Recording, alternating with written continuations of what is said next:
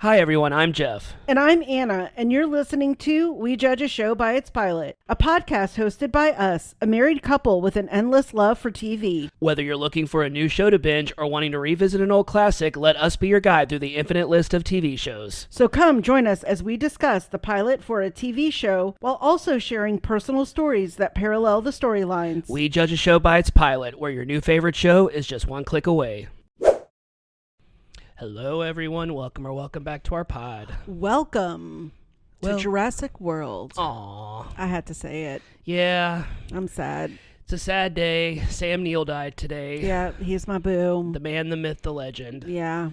I've loved him for a long time, and even before Jurassic Park stuff, I loved him in Dead Calm. Mm-hmm. I loved him in The Hunt for Red October. That's a good one.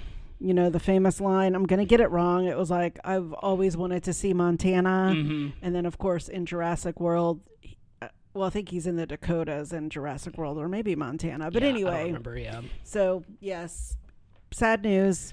Yeah. R.I.P. We love you. Well, other than that, how's it going?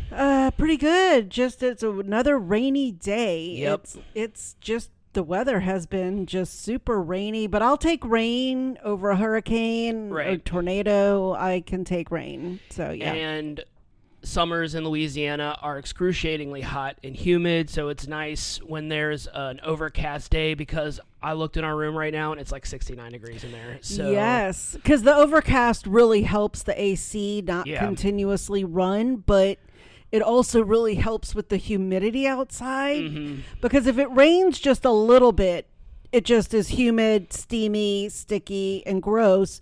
But it raining consistently really diminishes all that. So it really helps. Yeah.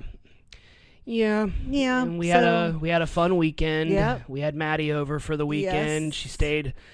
We binge watched a show that we have decided to include very last minute into this month, because it actually fit the theme amazingly. So you'll find out what that is soon. You will. But today we are doing not that show. We're doing a different show, a much more popular show. Yep. Considered to be one of the greatest shows of all time, and I didn't fully realize that it fit into the theme so perfectly, because our theme this month is TV shows that take place over a short period of time. While all the three other shows, make sure that's correct. Yeah, all the three other shows take place within a very short period of time. This one is a little bit longer, but we felt that it still fit the theme. Yeah. Because it went for 5 seasons, and so today we're doing Breaking Bad, which falls into the category and I had to look it up just to verify, just so no one decides to correct me. So the first full 4 seasons and the first half of the 5th season, which was the final season, takes place within a year. Yeah. And then the second half of season 5, there's a time jump where I think it jumps over to the following year. So technically it takes place over 2 years, but majority of the show takes place within 1 year. Yeah. So, we're just going to get into it, and Anna's going to give us some episode and series information. All right, Breaking Bad pilot. Breaking Bad is an American crime drama that premiered on AMC on January 20th, 2008. The series ran for 5 seasons and 62 episodes. The series creator, Vince Gilligan, was a longtime writer and producer for The X-Files and would later create Better Call Saul and most recently Pluribus. Breaking Bad centers around Walter White, a high school chemistry teacher living in Albuquerque, New Mexico, with his pregnant wife and disabled son. The White family are struggling financially and basically living paycheck to paycheck. When Walter discovers he has terminal cancer, he decides to team up with a former student of his to produce and sell methamphetamines for profit so Walter can have money to leave his family after he passes away. The series stars Bryan Cranston as Walter White, a once an up-and-coming chemist who now struggles to make ends meet, teaching high school chemistry and working part-time at a car wash. Anna Gunn as Skylar White, Walter's tough but loving wife. Aaron Paul as Jesse Pinkman, Walter's former student who makes money dealing meth and is now teaming up with Walter to actually make it. Dean Norris as Hank Schrader, Walter and Skylar's obnoxious brother-in-law that works for the DEA. Betsy Brandt as Marie Schrader, Skylar's sister and Hank's wife, and R.J. Mitty as Walter White Jr., Walter and Skylar's son who has cerebral palsy and wants nothing more than to be more independent in his life. To say Breaking Bad was a hit TV show almost feels like an understatement. The series was immediately adored by fans, praised by critics, and has a total of 58 Emmy nominations, winning 16 of them. The series is considered one of the greatest TV shows ever made. It currently sits at number 1 on IMDb's top 50 TV shows. The series finale is also considered one of the greatest ever made. You can currently watch the entire series on Netflix. That's the top 250. You said top 50. Oh, top 250, You're good. You're but good. still, yeah, it's top, number one. It's number one. Yeah, sorry. Just don't want anyone to come at you. Don't come at me in the comments, people. Don't come at me. Yeah, the show, it's interesting because while we were watching the episode, it had been a while since I had seen the first episode. This is one of the few shows that I watched from beginning to end, from the time it premiered to the last episode. I think there was a gap where I missed some of it and then just binged watched, like when they would marathon a season before a season premiere, kind of like the previous season before the season premiere. Like I did that, and I kind of caught up. But yeah, like this show is just, I mean, you said it's an understatement to say it's one of the greatest shows. It's an understatement to say that the show is addicting. I mean, like watching the pilot for the first time really made me want to just keep. We had other shows to watch, so we couldn't keep watching it. And since we've already seen it, I was like, okay, we need to put this on pause. But like, I came home, I think the next day, and you were watching season 1, I believe. Yeah, I was watching all those first few episodes. Yeah. Because a lot of people, when they first started watching it, those first couple of episodes are really tough. Yeah. And so a lot of people couldn't get over it. It's that very common thing where you're like, okay, if you can make it through the third episode, this was one of those shows. Yeah. And so I love those first few episodes because you're just like, how did we get here? And that's a big part of the Breaking Bad lore of what Vince Gilligan wanted to do. Mm-hmm. Give us some lore. Yeah, so when he was talking about creating this show, a lot of times you have shows where the bad person ends up being a good guy. Yeah. And, pat on the back and go team redemption and resolution and, and this was, he said he wanted to do the opposite. Mm-hmm. He wanted the good guy to turn bad and be really bad. I was just about to say, not just like, because a lot of times when you have stories about like a good guy kind of turn bad, it's not never, but a lot of times it's always just kind of like he's bad, but he's likable, or he's bad, but like you forgive him. Like we just said, there's always some type of redemption, but with this case, it's like he goes from being, and it's interesting because we say he started out as a good guy and he became a bad guy, but there, even in the very, very first episode, you see that bad guy kind of seep through, and you kind of see him around the edges, and it's not very obvious. I think it's more obvious when you know all the things that happen in the future with the show, but like you kind of see that he has that in him from the very first episode. Oh, and he's very bitter about his life because of other things that we discover later that happened before all of this, like how he should have already been a millionaire or billionaire, but when I was doing research on the show, like typing everything up, I came across that specific storyline, and I'd completely forgotten about it. And I was like, oh my God, I forgot. Like, I'm not going to give anything away just in case if anyone has never seen this show, which is totally possible because I know people who haven't seen Breaking Bad, but if you haven't seen this show, I'm not going to give anything away other than what we just said, which I don't think is a huge spoiler.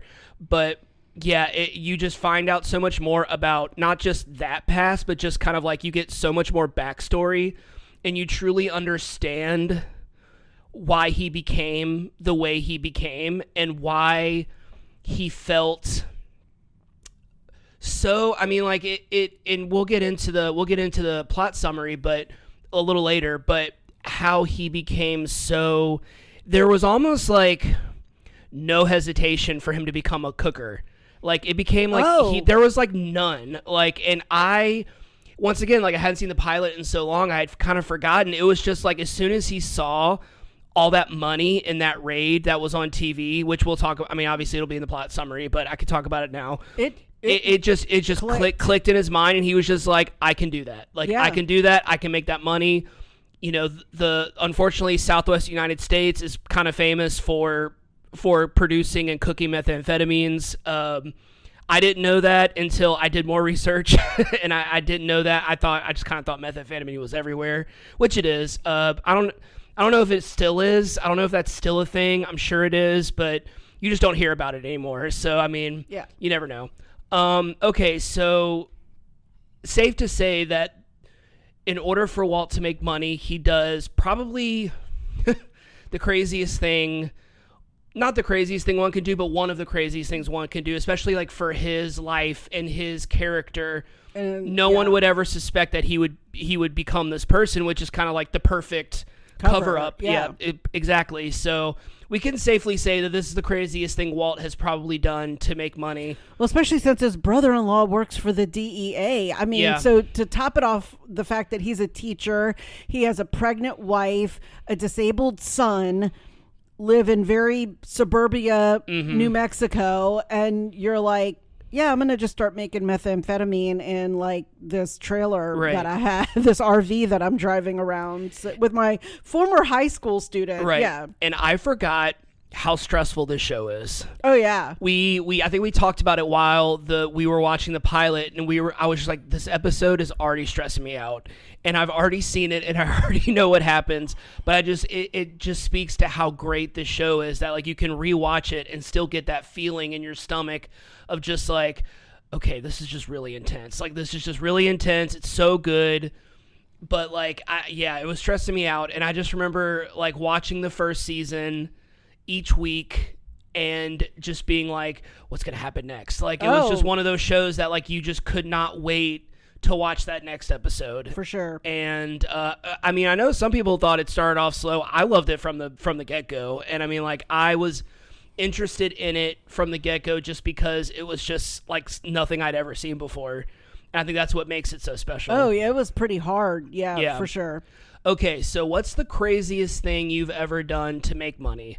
Obviously, it's not going to be on the level of cooking methamphetamines, but... Well, correct. I think you're about to be like, I have a story to tell. No, I always will say there's not much I wouldn't do if it was legal to make money. My parents were not very wealthy. We were instilled that you had to make money to pay your bills, to have a life, to eat, to have shelter. And that was very ingrained in me throughout my life. And so in college, my parents, again, did not have a lot of money, and I did not get a lot of money from them. I mean, they felt like they paid my tuition, room and board, and so I had shelter, I had food, and that was what they felt were their like obligations to me. So I wanted to obviously like go and have fun, and I was in a sorority, so I had to pay for all of those things myself. So my freshman year, I will totally admit I donated plasma twice a week. And I again, if I was poor and destitute, I would actually go and do that again. I mean, it was back then. I think you get like $100 or $150 a week, and I mean, you get it now on a credit card. Back then, we actually got cash. Oh wow! Yeah, it was crazy.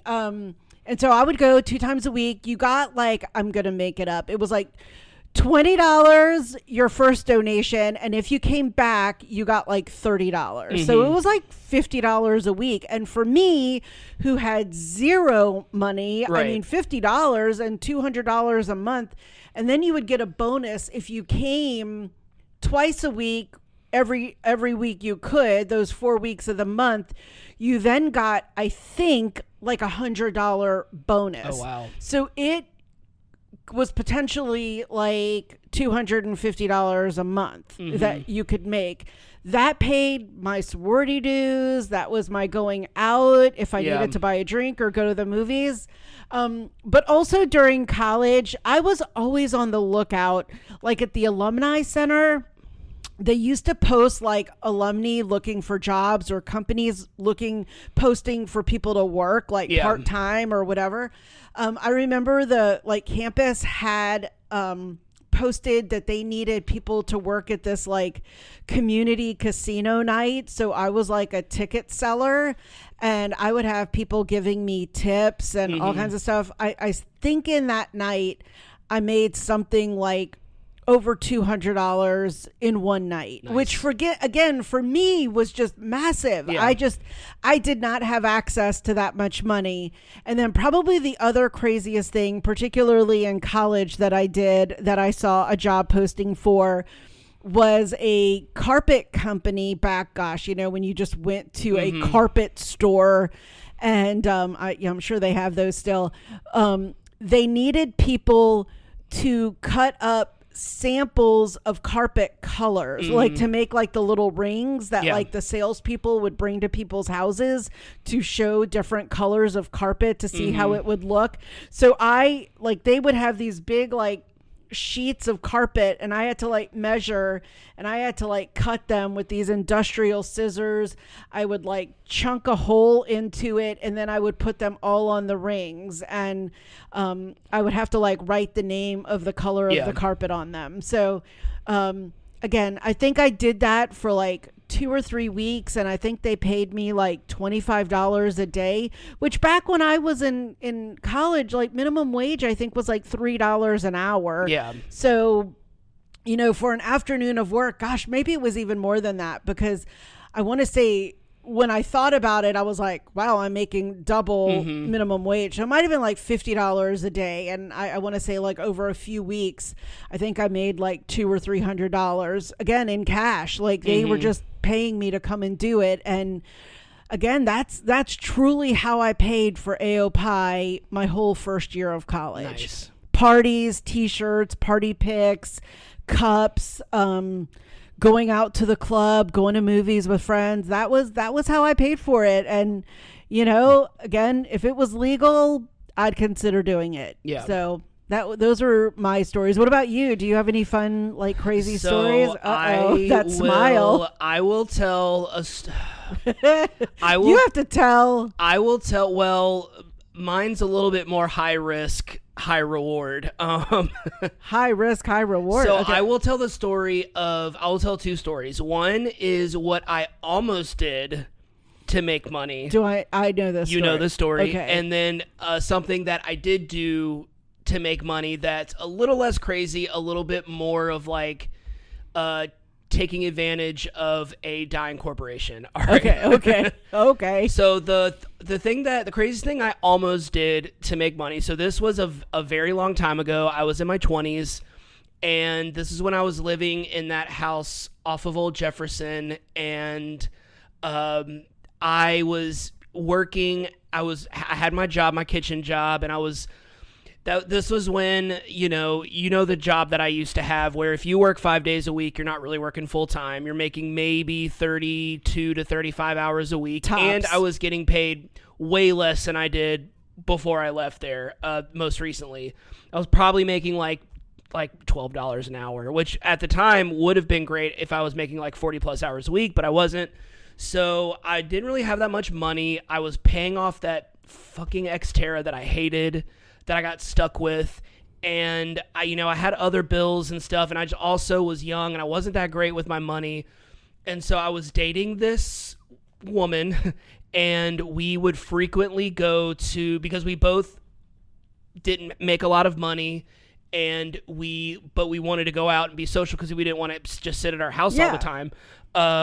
We would go to these kind of country dive bars where they sold very cheap alcohol, and where you would go in from like on like a Wednesday night from like this time to this time, and you can get like $1 Budweisers or like, you know, $1. That's like college. Call, you know, like $1 drinks. Well drink. Thank you. I always say call. Well drinks. And so we're at this country bar, and this older gentleman comes up to us, and he just looked like every other guy at the bar. If you can imagine Ascension Parish country bar, you can imagine this person.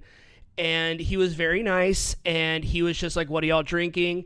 He bought us like the non $1 drinks that were a little bit more expensive, and he was kind of whining and dining us a little bit, and he was just like, "Oh, I'm just in, you know, I'm just visiting some family for a week, and I'm staying in this hotel," and you know, talking about how much money he made, and talking about, he showed us his I think it was a Corvette. He showed us his Corvette that was outside in a gravel parking lot. Okay. So it kind of stood out. His car definitely stood out amongst all the other cars. Oh. And he just kept talking about how like he was really hitting on my girlfriend the entire time, and which at the time we were dating, but I wasn't like super into it. I was just kind of dating her. We liked each other, but it wasn't like a super serious thing. We definitely were just kind of having fun and enjoying each other's company and kind of like biding time. We really like weren't a compatible match. We just had fun together. We made really good friends. I think that was like kind of the thing. And he just kind of kept hitting on her. It wasn't really bothering me because like the country dudes like always hit on her, so it was just kind of one of those things. And she was very flirty and very friendly, very outgoing, so you know, I think they felt like they could flirt with her because she was very like susceptible to it, because they would buy her drinks and she wouldn't have to pay and I wouldn't have to pay, so I didn't really care. Okay. So it was like, exactly. And then she would do the thing where she would buy, can you get us 2 lemon drop? Can you get me and my friend 2 lemon drops? And then would hand the lemon drop over to me, like one of those kind of things. Kind of like Modern Girls. Exactly. And that was exactly what it was. And so this guy was like, "Hey, are y'all hungry? Let me take y'all to Waffle House," because it was right down the street. Nice. And it was a little later in the night, and I don't think we had really eaten much that day, so we were just like, yeah, sure, like we'll go to Waffle House. And so we followed him to Waffle House, and he bought our dinner, and then he was just like, "Hey, do y'all want to come back to my hotel, and I have a bottle of whatever, do y'all want to come back over to my hotel?" And this is where we probably should have said no. Probably. And by probably, we should have said no. But we just we were just in the moment. He seemed like such a nice guy. And I just thought maybe he was lonely. Maybe he just like wanted someone to hang out with. Maybe he was tired of being around his family. He just wanted like someone else to socialize with. So we were like, okay. And I honestly, at the time, did not get like a weird vibe from him, at all. He was very good. And y'all had just had a meal with him, right? So you know, here's hoping we just didn't feel like he was a threat. And so we go back to his hotel, and I forgot where he was staying, but it was like a Hampton Inn type place. And we go to hit back to his hotel, and we play music, and we're talking, and he was very fascinated with the fact that I was a line cook. He was just asking me question after question. He was a big food guy. And then he starts getting a little friendlier with my girlfriend, and she wasn't really, that was the point where she was like, okay, I'm fine with guys flirting with me and buying me drinks, but when they start getting like handsy, like I'm not into it. Like that was kind of the deal.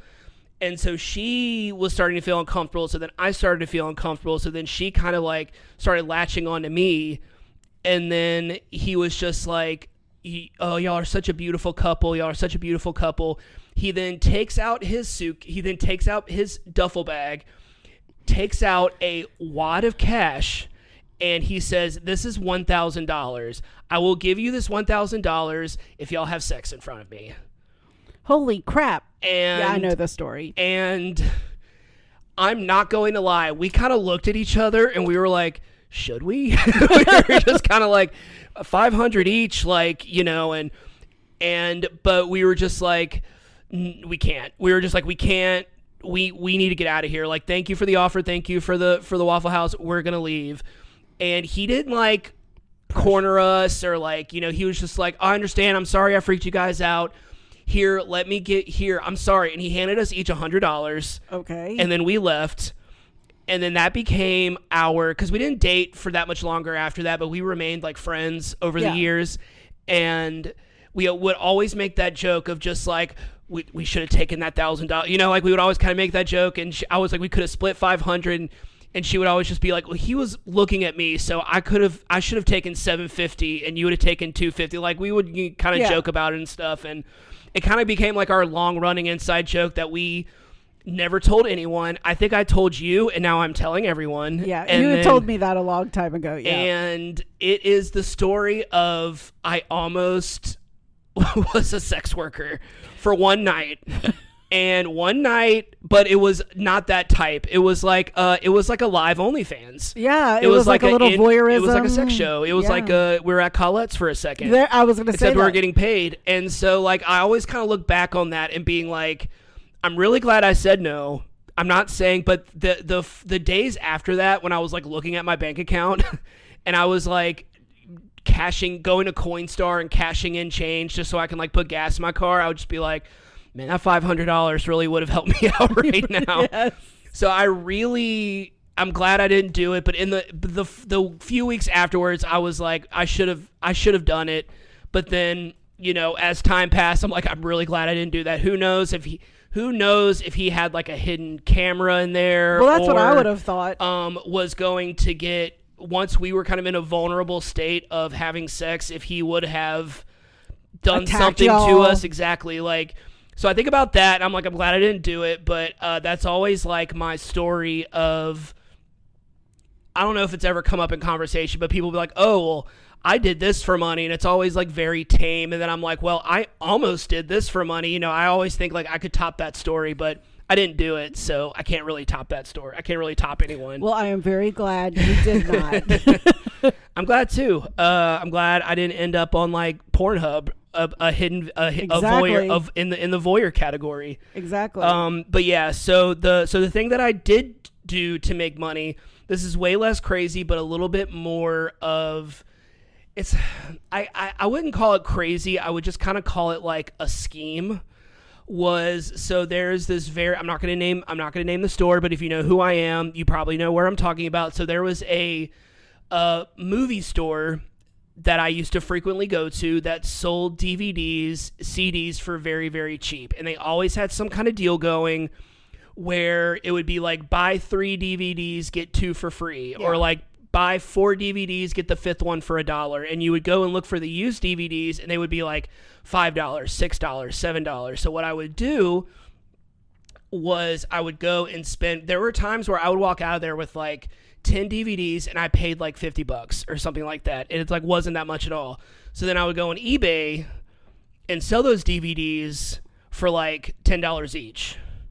And I made a nice chunk of change doing that. But that was when I lived in my old apartment by this store where like I was paying rent. I was living on my own, paying the full rent and all the utilities and my car note and all of that. So it was like I really was like stretching it thin for money. So I was like, I need to do what I need to do to make money. And it paid my rent some months, like just those DVDs alone. And I mean, if you want to be really honest, I was doing that store a favor because I really bought a lot of stuff from that place. And I didn't really get upset about losing any of these. I'm not like looking back and being like, shouldn't have sold those DVDs. You go upstairs, we own so many DVDs. Oh, between the two of us. That we don't ever use because we have streaming now. So every now and then I think about doing that with our DVD collection of just being like, let's just unload all of these DVDs and sell them somewhere. But you wouldn't make me mad. I mean, we never use them anymore. Exactly. I mean, there might be a handful. I'd be like, I can't part with these. There would be a lot, not a lot, but there would be a good chunk of them that I would be like, okay, this is the never going to sell these pile, and this is the I can do without these. We can do that. And I'm purging this house. I am having a garage sale with my sister this spring, and I have been digging in closets. I mean, again, another thing I will do is a garage sale. So those are my stories. Like the first one would have been a way better story had I said yes to the offer, but unfortunately, Not unfortunately. Fortunately, I said no, but I don't have a super crazy story to tell. Just that it almost happened, which is crazy enough. I mean, yeah. I mean, that doesn't. I mean, maybe it happens to a lot of people, but I mean, I had never really heard that. So yeah. We each got $100 just for hanging out with this dude, and we got a bunch of free drinks and a free dinner. So and free Waffle House. That's always a win. All American breakfast in my mouth. Yeah. So yeah, those are my stories. I really tried to rack my brain for like, I know I've done something crazier, but I've really kind of always done legit work. I mean, like I've always had like 2 jobs, maybe 3 jobs, like 2 part-times and 1 full-time. The craziest thing is like having a bunch of jobs at once. I think that's probably like the craziest. That for me too. Yeah, like I mean, college, I always had like crazy in the sense of like people are like, how do you sleep and like how do you have a day off? I'm like, I don't. But yeah, so that's that. On a little bit more of a serious note. Yes. So on this show, Walter White is diagnosed with cancer, which, you know, is not a fun subject to talk about. I was a little surprised that I was kind of surprised that you volunteered to talk about this. Yeah. I mean, we talk about so much on the show. We have revealed so much about our lives. If this is your first time listening to our podcast, we have 151 episodes of a lot of episodes. We tell very personal stories, some that are really hard to talk about, some that are very therapeutic, have been very therapeutic for us to get out there. Some stories have been very personal that we have never told anyone, and we decided to talk about for the first time on this podcast. Yeah. But we are going to talk about Anna's dad, who was diagnosed with cancer in the late 80s. Yes. In the 80s? In June of 1989. And if, Anna, you want to talk about that, you can right now. Yeah. So I think when we decided to do this and we were tossing questions around and the whole concept of that this takes place in a short period of time. Yeah. That was very real to me. Mm-hmm. Because my dad was diagnosed in June of 1989. He had renal cancer of his kidney. I want to say he was diagnosed like the first week of June. Maybe 2 weeks later, he had surgery to have that kidney removed because you have 2, so you can live with 1. And that summer, my mom also had found like cysts in her breasts and they were benign. Mm-hmm. And then I also had my wisdom teeth taken out. So it was like batshit crazy summer at the Guerra household. And so my dad went through radiation and he had kind of gotten the all clear that there didn't seem to be any cancer cells. Mm-hmm. And he was already planning to go back and get on a ship. And so my dad almost always got back on a ship around August because it was always around the time back, around school year. Yeah. But my mom wanted him to stay home to get really healed because working on cargo ships is very hard work. And she's like, you just had your freaking kidney removed in June. Like, you can wait another month. You can go at the end of September or something. And they had made plans to go and visit my sister in Dallas, and they were going to visit me on the way back. Well, that was Labor Day weekend, and they came. They went and saw my sister. They visited me. I've posted the last picture my dad and I ever really took together. It's in my college dorm room. But they didn't tell me that his cancer had come back. They had gone to visit my sister and my brother, who both lived in Dallas at the time. And they were, 7 and 10 years older than me. And they both married, and they told them, but they didn't tell me. Mostly because I was in college. They didn't want to freak me out. And I think they also worried that I would want to come home. Yeah. And my sister, like a week later after Labor Day, called and told me that the cancer was back and that he wasn't going to be getting on a ship. and that I don't know what the plan was. I don't know if they were going to do chemo or radiation. But I remember I was in biology class, like my sister had called me, and then for some reason it hit me in class. And I remember asking a lot of people if I could borrow like $10 because I wanted to get a plane. Yeah. Because I didn't have a car. And so I borrowed like $10 from like 15 people and bought a plane ticket. I mean, Wow. people were like, sure, I'll lend you $10, which again is a lot of money. And this was my junior year of college. Not a crazy thing to do for money, but hey, there you go. Just ask people, and if they Yeah. like you, if you're a nice person, they might just give you $10. Hey, that's GoFundMe things. also relays into the theme of the episode. And so I went home, saw him. You know, I had called my mom, told her I was really upset that they hadn't told me when they were there the week before. And she kind of was like, well, your daddy didn't want to tell you. Because I had almost, when he was diagnosed in June, I was like, well, I'm not going back to Monroe. I was like, I'll transfer and go to UNO. And my dad was like, no, you're a junior. I had moved into the honors dorm. And so I went to visit him, like it was maybe 2 weeks after Labor Day. And by November 16th, he was gone. So from like about June 10th to November 16th, so 5 months, he died. So it was very quick. Yeah. It had spread to his spine. And yeah, so I think that was one of the things he was always worried about, and kind of one of my sort of like immediate life lessons that I soon learned about my parents was, aside from the mortgage, they were not in debt. Yeah. My dad was a real big stickler on paying for things in cash.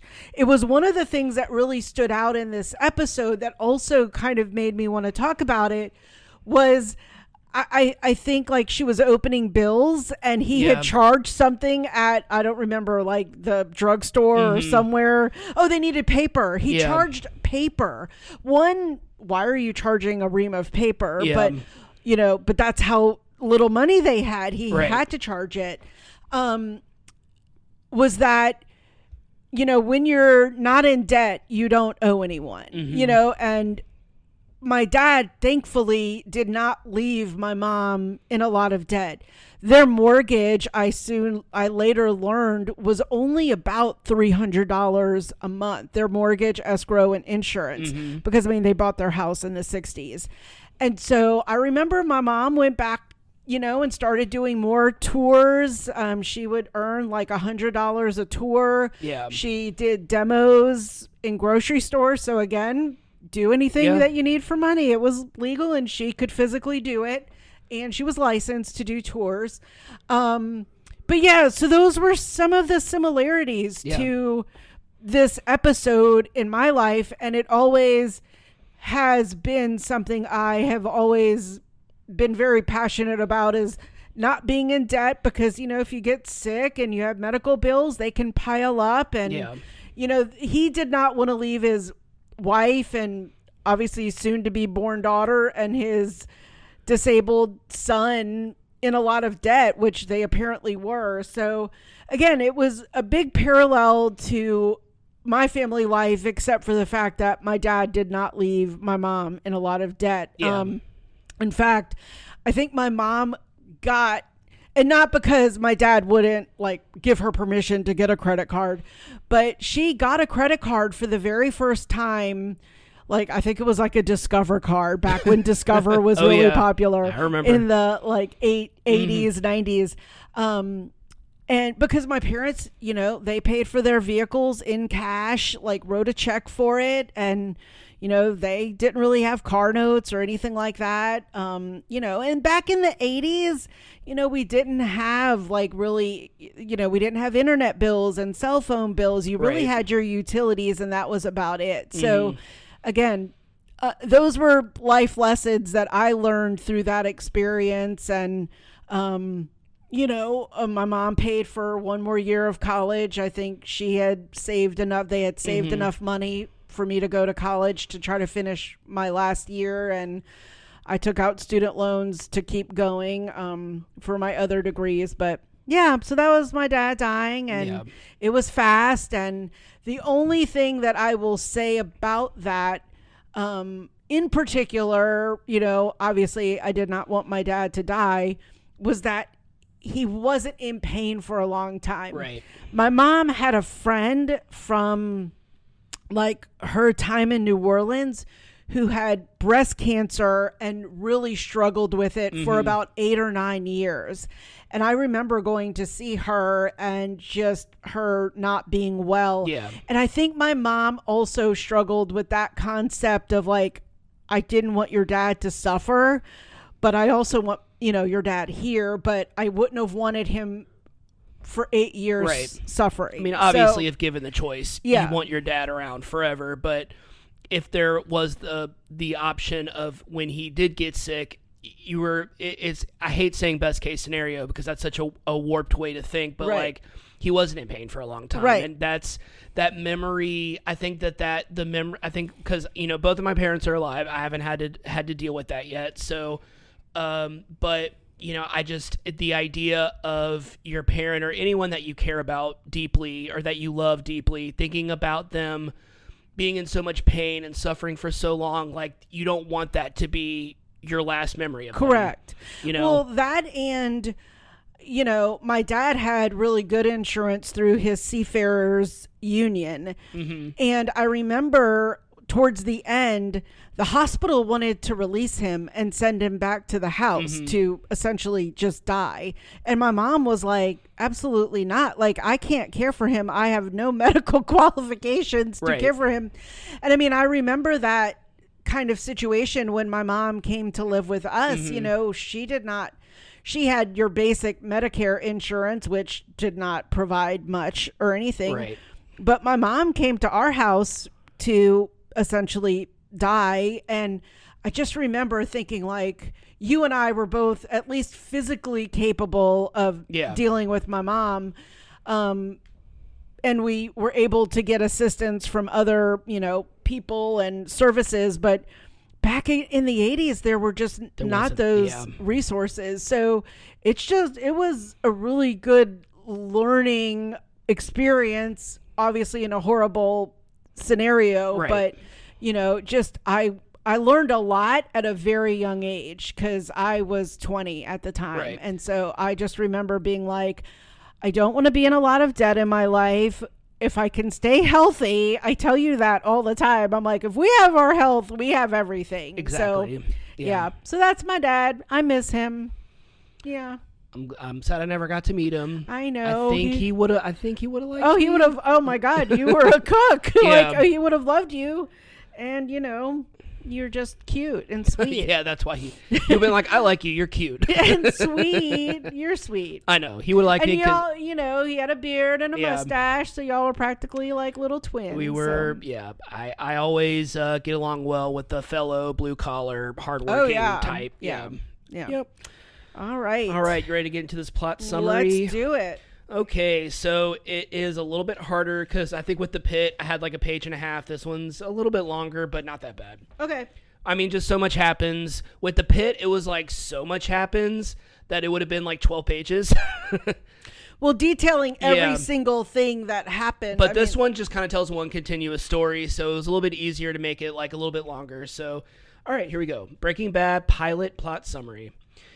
In the New Mexico desert, a pair of khaki pants blow in the air, coming to rest next to a dirt road. A man wearing nothing but his underwear and a gas mask erratically drives an RV down the road. In the passenger seat, another man is passed out, also wearing a gas mask. In the back are two bodies sliding around in spilled liquid. One has a gun in his hand. After crashing into a ditch, the driver climbs out of the RV and dons a shirt hanging from the side view mirror. Retrieving a camcorder and pistol, the man records a message identifying himself as Walter White and bidding a cryptic farewell to his wife and son. Sirens are heard in the distance. Walt walks into the road and awaits the approach of the sirens, gun raised. Prologue. Yep. 3 weeks, we flash back to 3 weeks earlier. It is Walt's 50th birthday. Inside his modest suburban home in Albuquerque, he wakes up before dawn and exercises while contemplating a plaque on the wall commemorating his contributions to research that won a Nobel Prize in chemistry. Kind of a little tidbit of a backstory that you're eventually going to get. Yeah. Which is what we were talking about earlier. At breakfast, Walt's pregnant wife Skylar hands him a plate of eggs topped by veggie bacon, spelling out 50. Have you ever had veggie bacon or turkey bacon or any of that? Yes. How bad is it? There are a lot of people that claim we love bacon. they like turkey bacon. I'm a big believer. Yes, you need to eat in moderation. Obviously, I'm the daughter of a cook. I'm married to a former cook. But turkey bacon is. If you think bacon is bad for you because it's salty or fatty, turkey bacon apparently has even more salt than regular bacon. So I would personally rather eat one piece of regular pork bacon than 3 pieces of turkey bacon. I mean, to me, it's like the people that love cauliflower crust. Y'all are liars. Liars. Y'all are liars. Just go eat some cauliflower and then go have half a slice of pizza. And isn't cauliflower crust not that good for you either? I don't know. Because I think we tried it once at Lit and we were both like, this was disappointing. We wasted our money. Yeah. And so... Yeah, it's like low-fat sour cream. I'm like, just give me regular sour cream. And I will just use half of it. I will use half of it. Half a serving. Exactly. Oh, yeah, I'm with you. Yeah, I am 100% with you. Except for Coke Zero. I love Coke Zero. I love Diet Dr. Pepper. Yeah. They banter with their son. Sponsor us if you want to. Sorry. Pineapple Fanta, sponsor us. Yes. A&W Cream Soda, sponsor us. Okay, yeah, they banter with their son, Walt Jr., who has cerebral palsy. Afterwards, Walt drops off Jr. at J.P. Wynn High School, where he also works as a chemistry teacher. In class, he explains to his apathetic students how he regards chemistry as the study of change as well as matter. After school, Walt performs his second job as a cashier at a car wash. With his boss Bogdan being short-staffed, he is reassigned to wiping down cars. While servicing a convertible, the owner, a disrespectful student, and his girlfriend, both from Walt's school, spot and ridicule him. Also take pictures of him and then call their friends saying, guess who works at the car wash? Mr. White. Because he had been bad in class earlier. This was specifically a couple that were basically making out in the middle of his class, and then when he told them to separate, the little dude was a little dick about it and made a big scene, being a normal 16, 17-year-old, just trying to get attention. Returning home, Walt discovers that Skylar has organized a surprise birthday party. So, have you ever had a surprise birthday party before? I really do not. For you? I don't think so. Yeah, me no, either. because I plan all my ones now.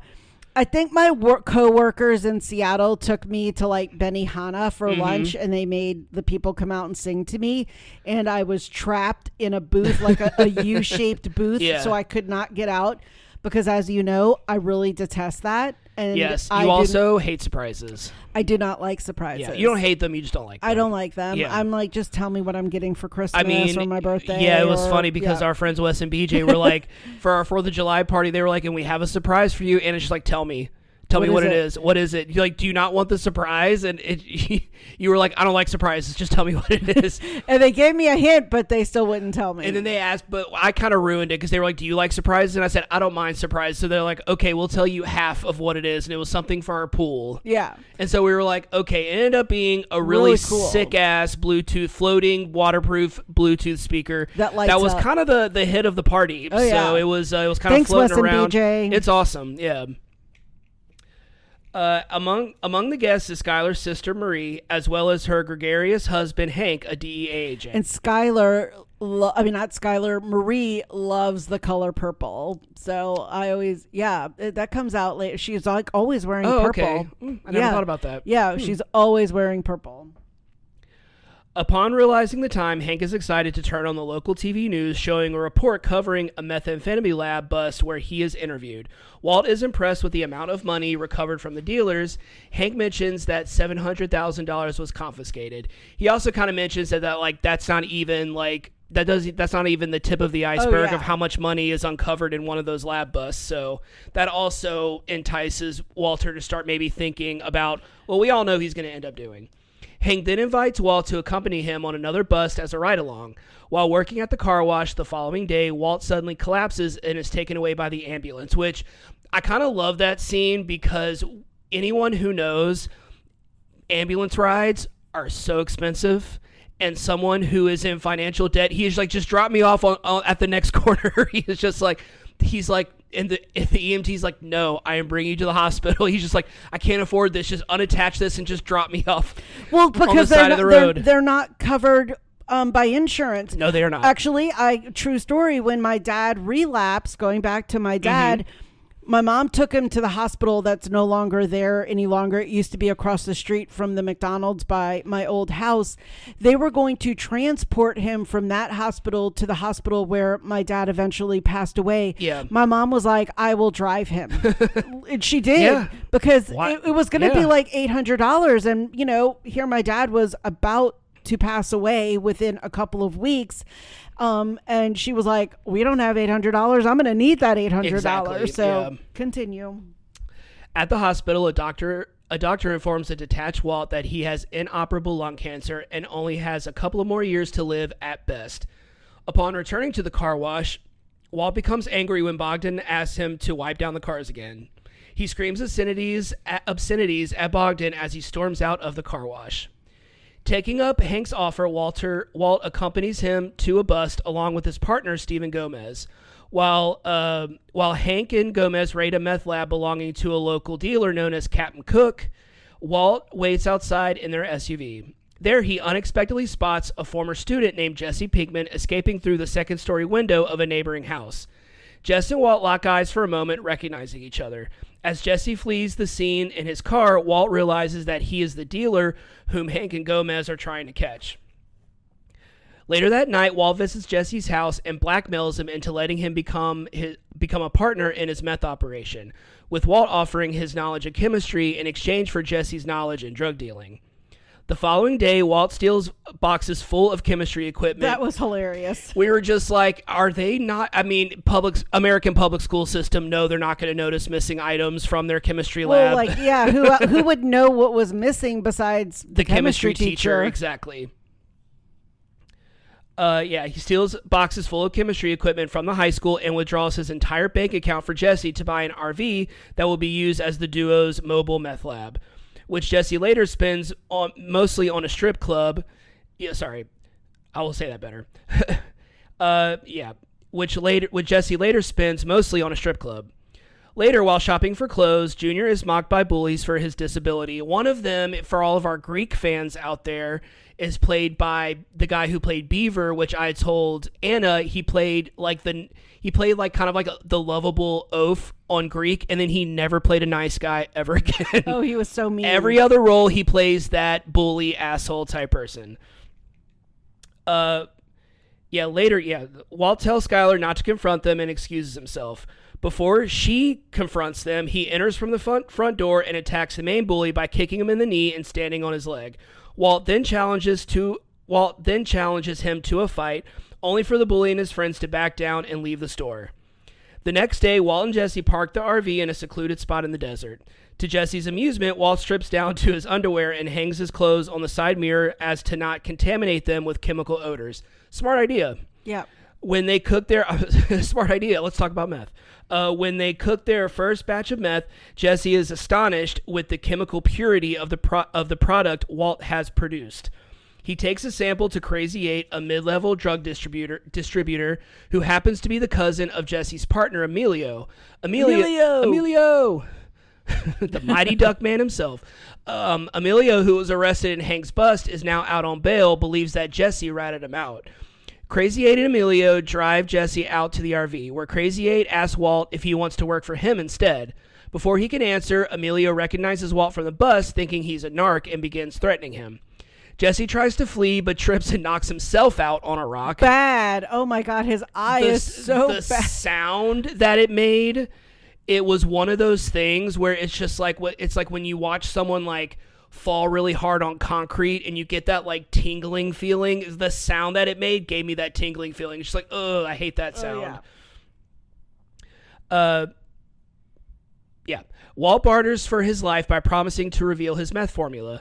Emilio ties up Jesse, then joins Crazy 8 in watching Walt cook.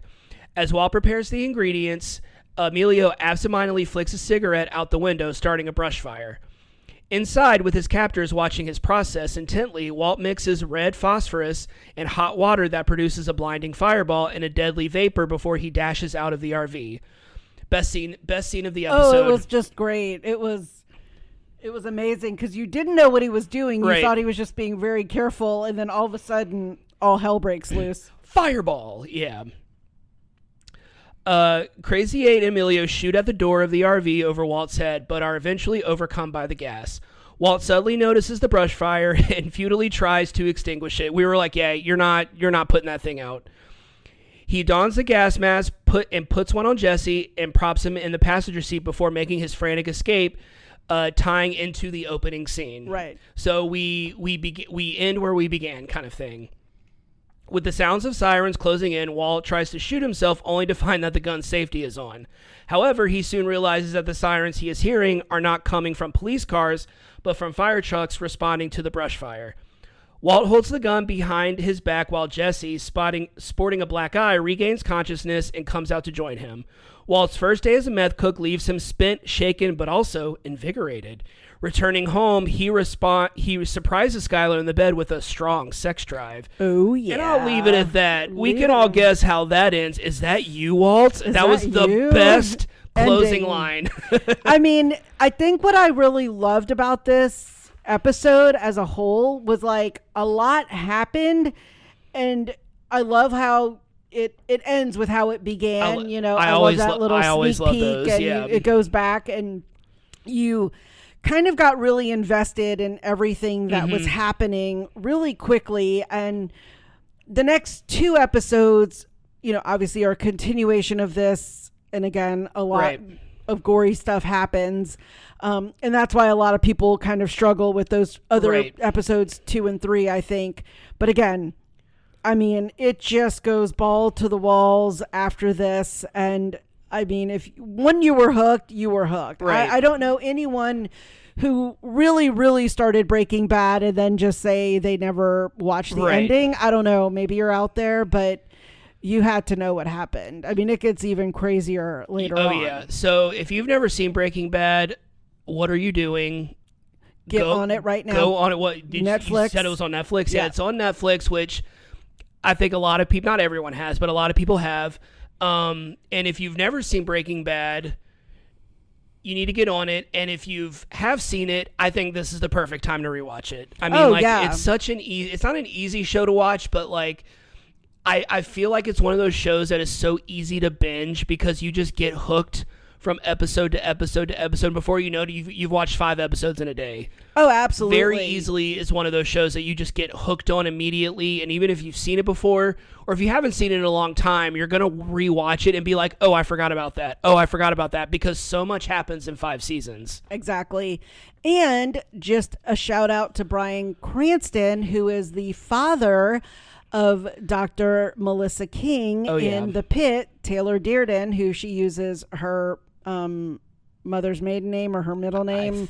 I forget which one it is, because she did not want to be a Nepo baby. So that actually happened to be a coinky dink as well. We did not plan that, but then I was like, oh my gosh, we have that tie between those two and those 2 shows. So yeah, Breaking Bad, one of my faves. I can go back and watch just about any of those episodes. And later on, the show stars one of your boos. Oh Jesse my God, from Friday Night Lights. This is the continuation of Anna having a thing for villains. Oh, yes. Todd, who I hate and wanted to kill in this series. But you wanted to kiss him too. But I wanted to smooch him.